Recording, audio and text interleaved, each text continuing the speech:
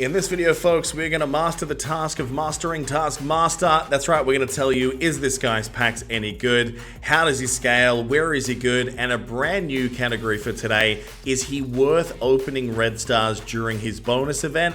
Let's find out together. Let's do this.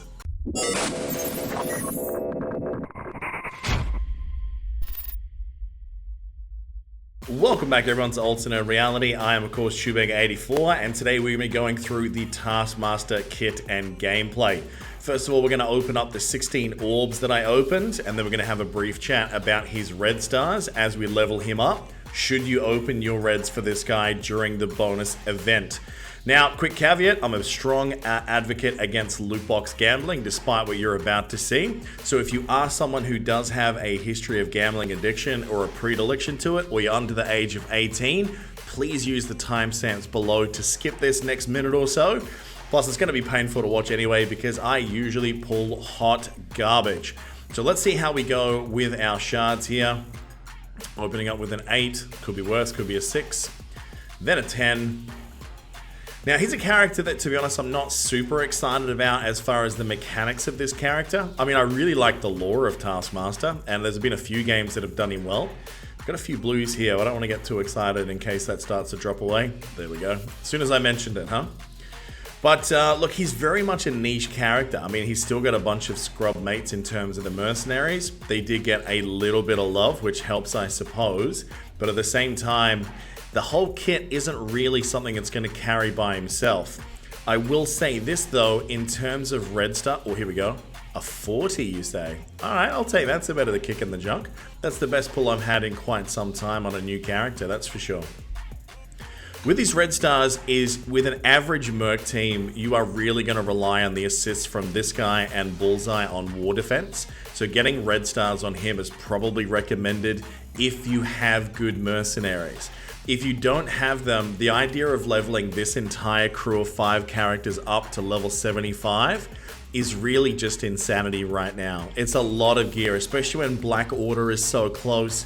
We know that Cull Obsidian's now been delayed until the next patch, but you still want to make sure that you have enough of your materials to be able to take those guys up. Now let's see, I don't think we got to 4 here, but we definitely got into 3, I'd say. Oh man, how close is it going to be? It's going to be just shy. I don't know, 18 short. So look, that's not too bad for a pull. That means in the campaign, I'm going to be able to complete that 4th red star. I opened up, I think it was 12 red stars today and 2 of my elites. I basically gave myself a cap of about 20. If I went through more than 20, I was going to stop because he's a nice to have character right now. Definitely going to make a little bit of a difference in war, but the idea of taking this guy up to maximum right now when there are so many better characters coming, it's hard to justify. So as a result, what I'm going to do is take him up to roughly where most of my mercs are at the moment, and that is taking him up to around level 60 and gear 12. In fact, I think he's a bit ahead. Most of my mercs are maybe gear 10 to 11s, but you want him to be the strongest in that crew. Merc Lieutenant, it doesn't really matter how strong he is right now. He's going to do his job just fine with no red stars. Merc Riot Guard, you probably want a little bit more on, just because you want him to be able to survive, provide those nice defense ups as well. But then it just comes down to damage. So I mean, ultimately the success of this team, I really think at the moment depends on how big your bullseye is. That's not a metaphor, guys. I mean how big your bullseye is, and also how big your Taskmaster is. I'd say more importantly, it's definitely the Taskmaster because he is going to assist on every turn when you upgrade his T4s. Whereas with your Bullseye, he's only going to do it on non-attacking abilities. So getting that dual assist is great, but whether or not we run the whole merc team in about a week or so, I think it's going to be interesting to see if that's the case. I have a feeling you may see some hybrids develop. Maybe you're not getting as many assists, but I do worry that there's some issues there. Alright, so I don't really want to spend any more gold on this guy today. So let's take these abilities up to level 6. Okay. Now let's talk about T4 viability on these guys. Getting 50% damage on the primary target is obviously great. The fact that he's going to be assisting in means that if you do have this at a higher level, if you have a decent Taskmaster, I'd say 5 reds and above, this is definitely worth putting a T4 in.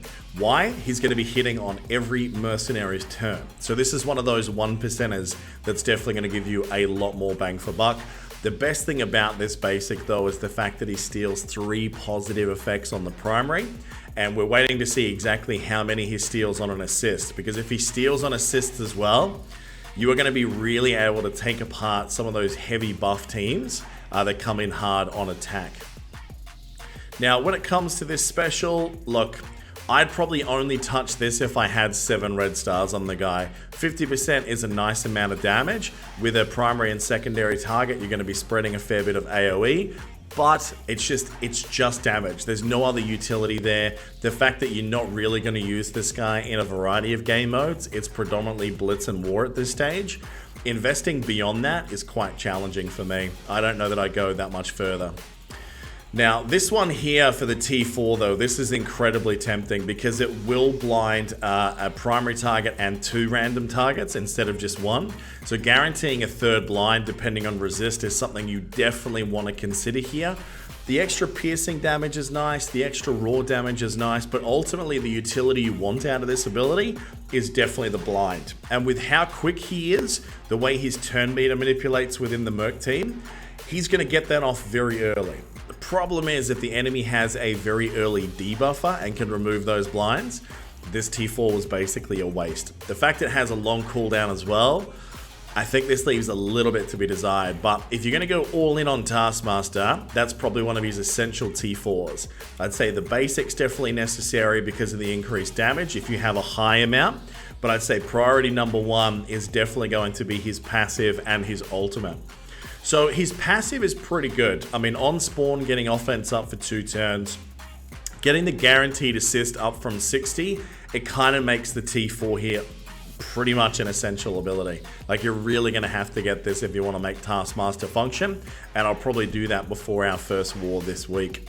So getting that extra bit, getting the extra damage, getting the extra counter attack chance per merc ally as well. There's a lot to really get out here from this kit.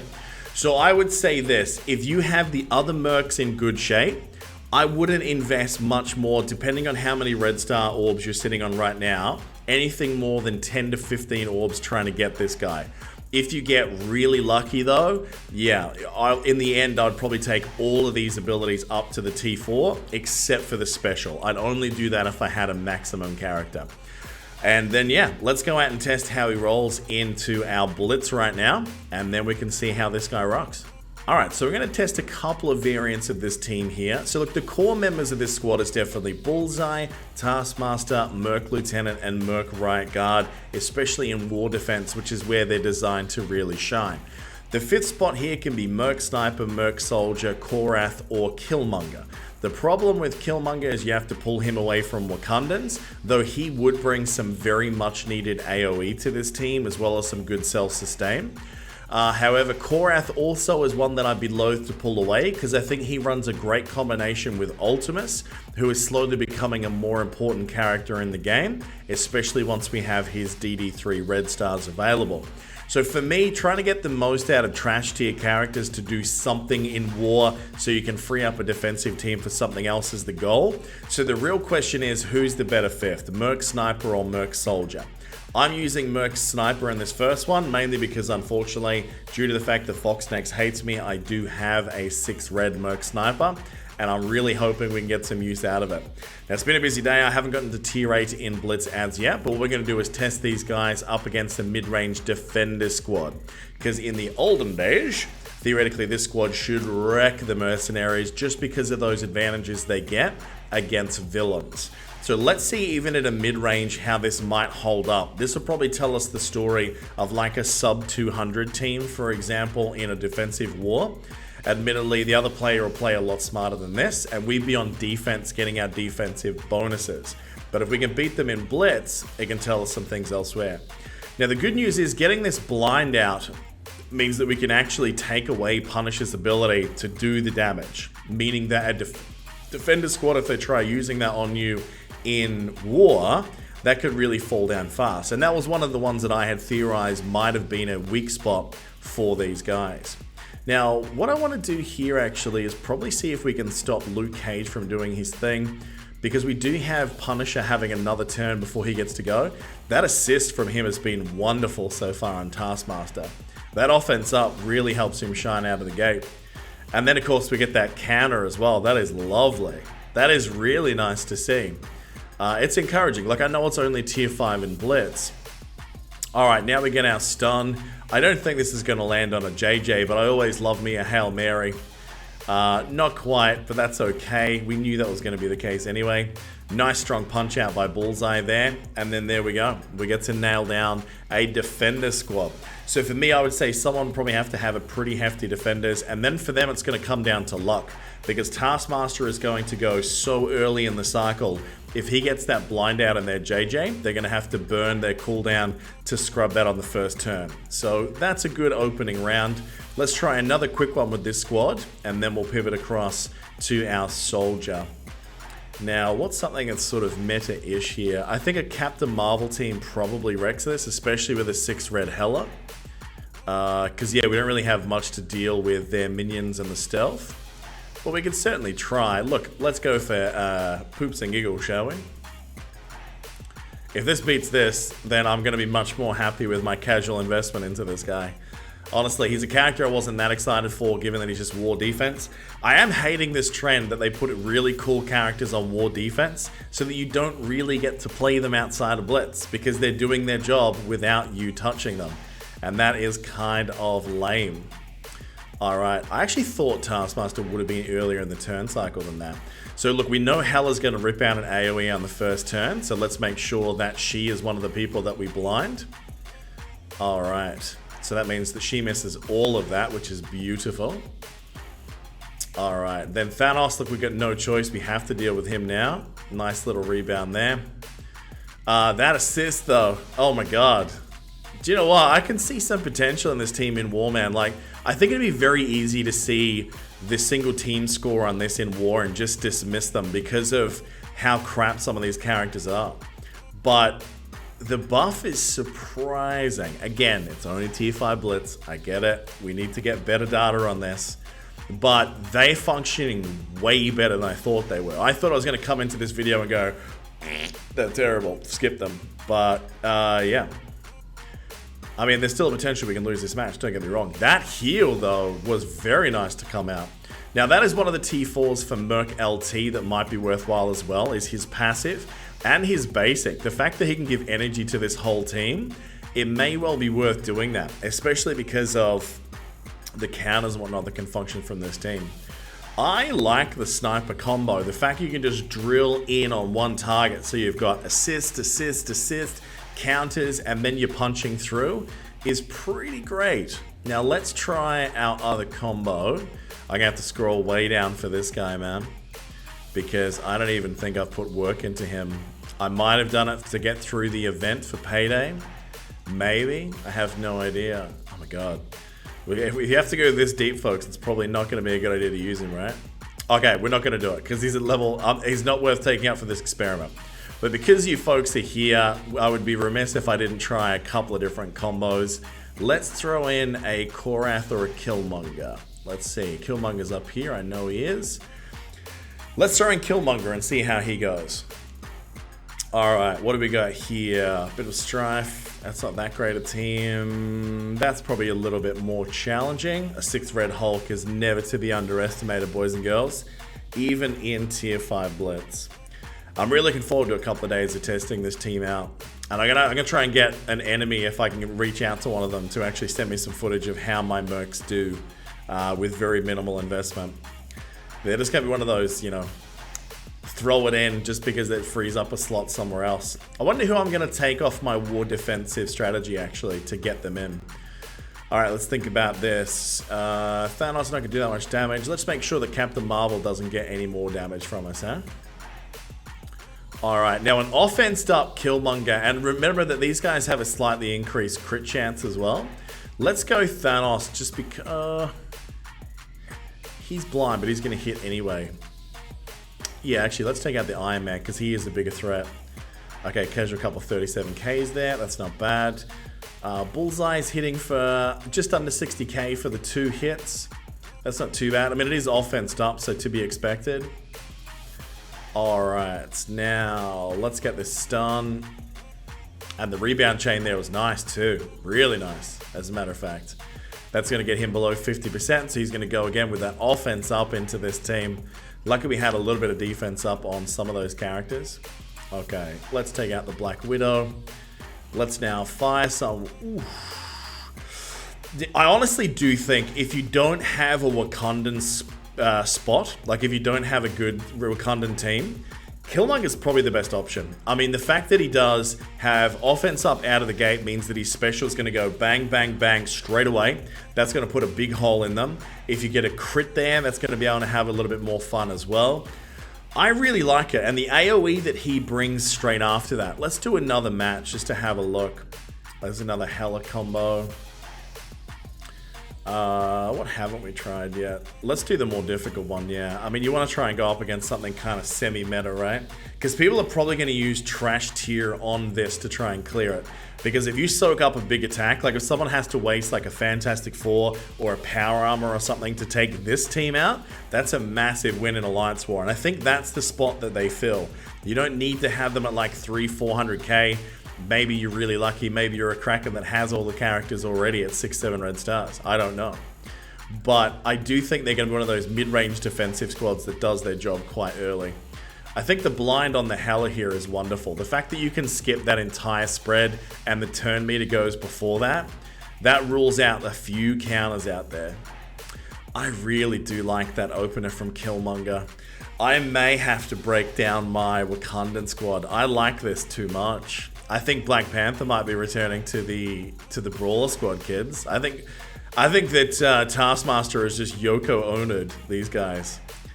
Yeah. And remember, he's going to go earlier than what we're seeing right now as well, because there is a TM gain that they get on war defense that's really going to make a bit of difference. I mean, yeah, I think Killmonger's probably the best. I mean, carving up teams is never great though.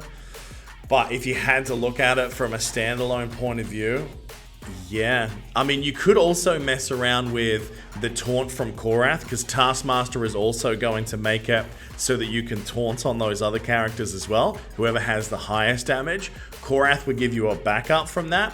He could also call in an assist. So folks, I think the message here is if you have a lot of war defense focus and you have a really big merc team in the wings, Taskmaster can be worth going pretty deep on this campaign coming up soon. You probably don't really need to buy his special orbs, to be honest, right now.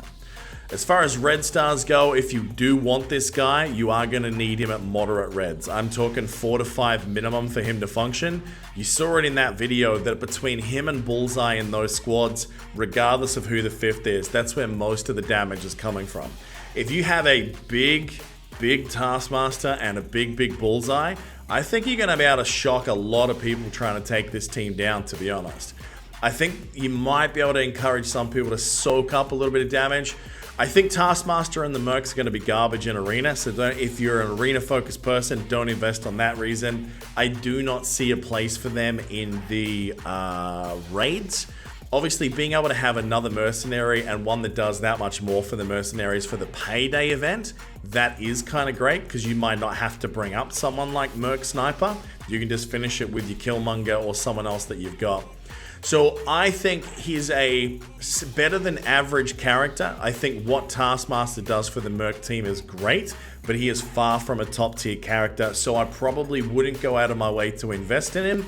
Maybe refreshing cores up to 50 each on the campaign day would be the most I would recommend that you go right now. Again, caveat, unless you got really good red stars today on him or your other mercenaries. So look, I hope this has helped you make some decisions. We're going to get some footage of him in war over the next couple of days, and we'll report back after that. But look, if you did enjoy this video, make sure you hit a like and subscribe below, and I'll be back very soon. Cheers.